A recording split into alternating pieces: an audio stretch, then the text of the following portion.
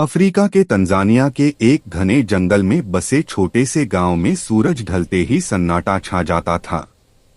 कभी जो जंगल जीवन से भरा रहता था, अब वहां डर की सांसें चलती थीं।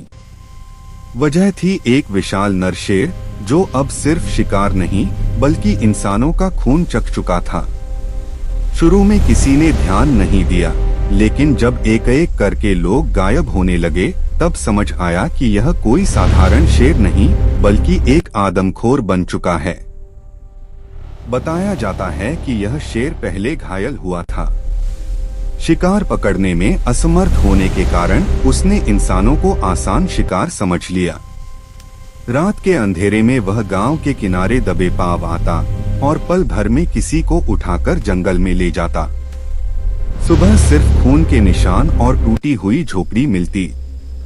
डर इतना था कि लोग रात को आग जलाकर समूह में सोने लगे, फिर भी मौत का साया पीछा नहीं छोड़ता था।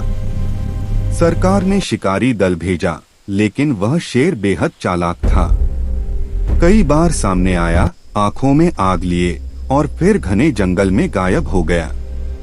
ऐसा लगता था जैसे वह इंसानों की चाल समझ चुका हो। महीनों तक आतंक मचाने के बाद एक रात वह शेर गांव में घुस आया। तभी अनुभवी शिकारी ने सही मौका देखकर गोली चलाई। जोरदार दहाड़ के साथ वह आदमखोर जमीन पर गिर पड़ा।